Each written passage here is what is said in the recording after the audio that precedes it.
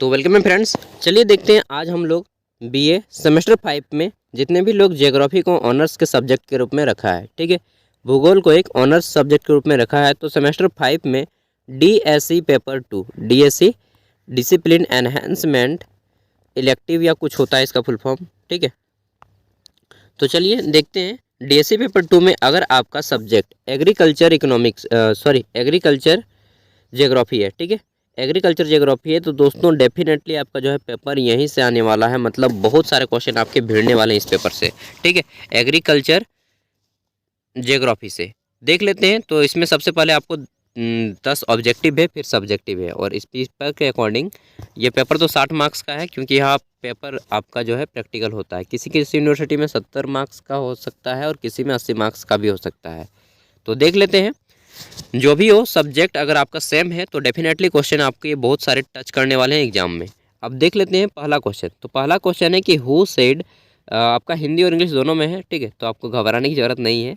Who said this agriculture geography is man's husbandry of the land, ठीक है, यानी कि किसने कहा कि कृषि भूगोल मनुष्य के द्वारा भूमि का पालन है, ठीक है, कृषि भूगोल जो है मनुष्य के द्वारा भूमि का पालन है। ऐसा किसने कहा था? ऐसा कहा था साइमन ने, ठीक है। ऑप्शन 1 नोट करते जाएंगे अगर आपको किसी क्वेश्चन का आंसर नहीं मालूम है, ठीक है, या फिर पहली बार सुन रहे हैं तो उस क्वेश्चन को आप नोट करते जाएंगे कॉपी पेन लेके।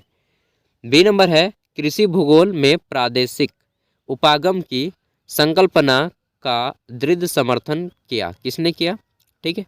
तो देखिए इंग्लिश में है कि regional approach in agriculture geography was strongly supported by, तो यह किसके द्वारा सपोर्ट किया गया था? राइट आंसर हो जाएगा ऑप्शन 2 बेकर के द्वारा, ठीक है।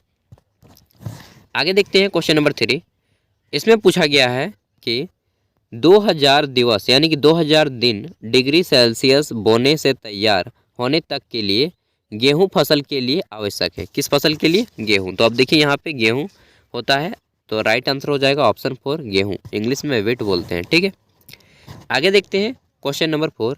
इसमें पूछा गया है कि दूध यानी कि दुग्ध जो हम लोग पीते हैं ना, दुग्ध मिल्क, ठीक है, मिल्क और उससे बने जितने भी प्रोडक्ट हैं, दूध से बने प्रोडक्ट डैश को समाज में निषेध किया गया है। तो किन समाजों में दूध और दूध से बने जितने भी चीज़ें उनको निषेध किया गया है, यानी कि खाने पीने से मना किया गया है? देखिए आपको ऑप्शन है खासी, मीना, संथाल, उपयुक्त सभी। इसका आंसर तो मुझे नहीं मालूम है, लेकिन अगर टिक लगाने के लिए तुक्का बोला जाए तो मैं उपयुक्त सभी को टिक लगाऊंगा, ठीक है। मैं पहले ही बता दे रहा हूँ इस क्वेश्चन का आंसर मुझे नहीं मालूम है। आगे देखता हूँ क्वेश्चन नंबर 8। इसमें पूछा गया है कि इंडोनेशिया में स्थानांतरित कृषि को क्या कहा जाता है, ठीक है। Shifting cultivation is known as dash in Indonesia. तो इंडोनेशिया में जब कोई कृषि यहाँ से वहाँ स्थानांतरित की जाती है, आज यहाँ किए कल वहाँ कर लिए, ठीक है, तो इसको लादांग कहा जाता है। क्या कहा जाता है? लेडांग बोलिए चाहे लादांग बोलिए। आगे देखते हैं एफ नंबर क्वेश्चन। इसमें पूछा गया है कि फसल संयोजन विधि को देने वाले पहले विद्वान कौन थे? इंग्लिश में है कि who was the first scholar to establish the crop combination method, ठीक है। तो क्रॉप कॉम्बिनेशन मेथड सबसे पहले किसने दिया था? राइट आंसर हो जाएगा इसका रफ़ी उल्लाह जी ने, ठीक है, रफ़ी उल्लाह, ऑप्शन 1।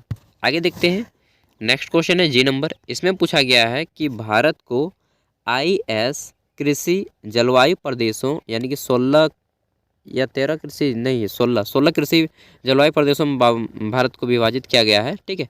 और यह विभाजन जो है किस आयोग के द्वारा किया जाता है? तो दोस्तों ICAR यानी कि Indian council of agriculture research, ठीक है, इसका मुख्यालय नई दिल्ली में है।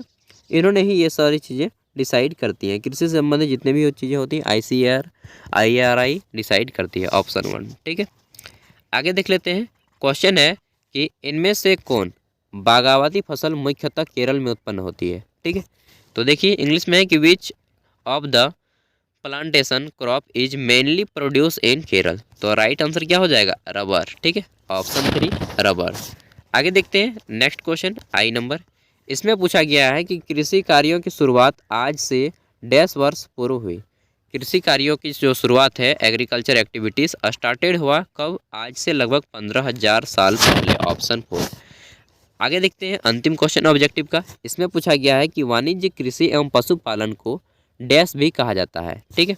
तो commercial crop and livestock farming is also known as, तो इससे हम लोग जो है मिश्रित कृषि के नाम से भी जानते हैं। इसमें जो है आपका बिजनेस पर्पज और आपका जीवन निर्वाह दोनों शामिल हो जाता है, ठीक है, मिक्स हो जाता है।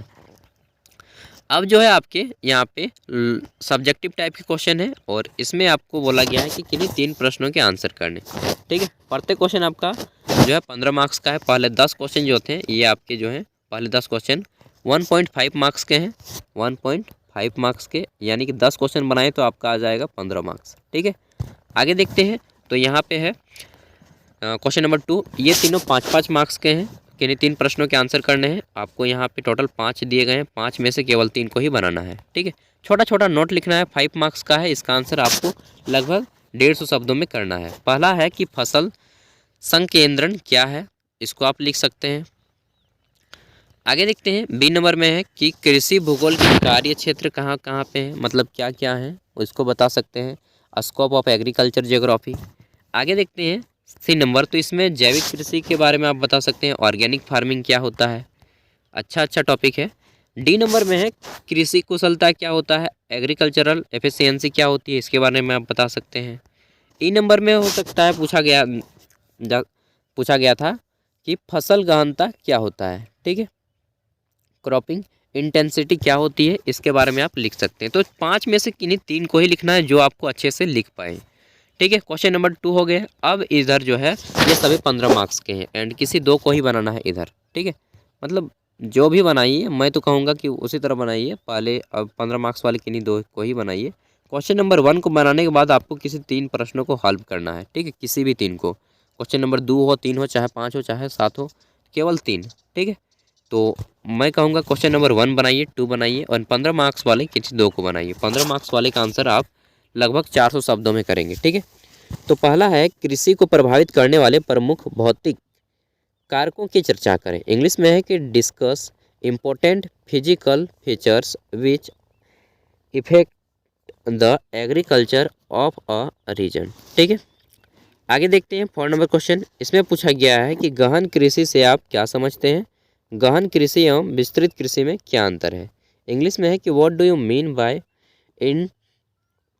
Intensive agriculture, what are the difference between intensive and extensive agriculture.